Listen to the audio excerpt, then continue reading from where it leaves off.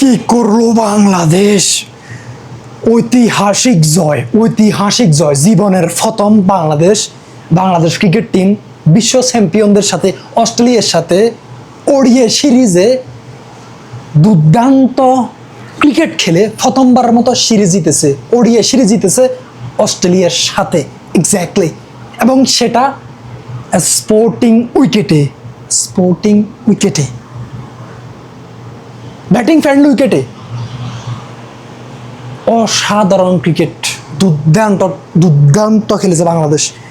আমরা ইউজুয়ালি কি করি জানেন?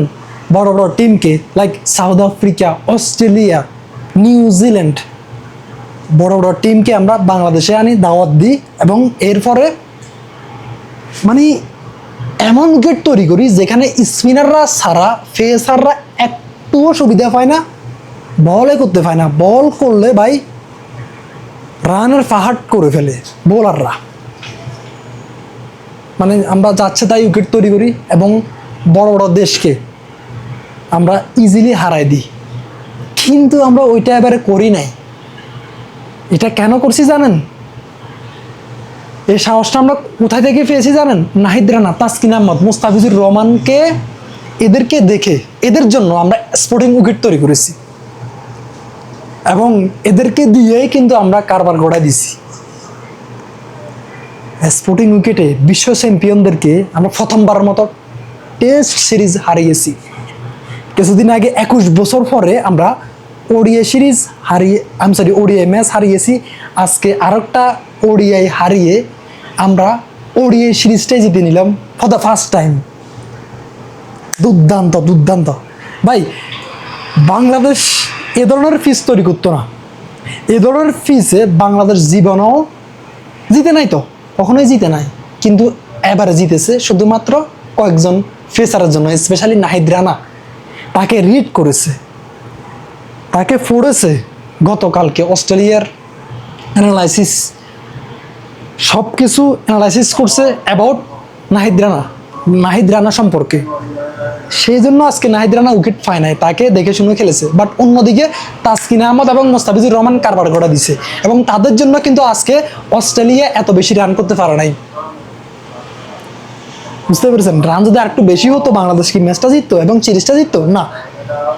তো বোলাররা কারবার গড়া দিছে, এবং এই বোলারদের জন্য কিন্তু বিসিবি এই উইকেট তৈরি করছে অস্ট্রেলিয়ার সাথে, না হলে এই সাহস বাংলাদেশ পাইতো না। এই সিরিজে আমাদের অনেক বেশি প্লাস পয়েন্ট। আমরা যদি এভাবে পিচ তৈরি করি তাহলে আমরা অনেক ইমপ্রুভ করব, আমাদের ব্যাটাররা অনেক ইমপ্রুভ করবে, এবং আমরা বিশ্ব মঞ্চে বিগ ইভেন্টে, আইসিসির ইভেন্টগুলোতে আমরা অনেক বেশি ভালো করতে পারবো। দেখবেন বাংলাদেশ উন্নত করবে।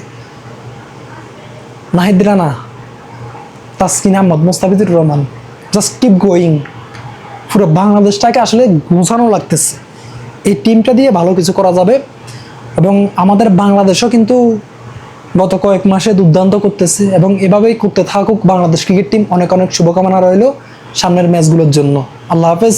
আরেকটা কথা বলি, কিন্তু বাংলাদেশের আরও একটা সম্ভাবনা রয়েছে অস্ট্রেলিয়াকে প্রথমবারের মতো হোয়াইট ওয়াশ করতে। আমার মনে হয় যে এটা করা সম্ভব অ্যাট দিস মোমেন্ট। আমাদের ওই এবিলিটিটা রয়েছে।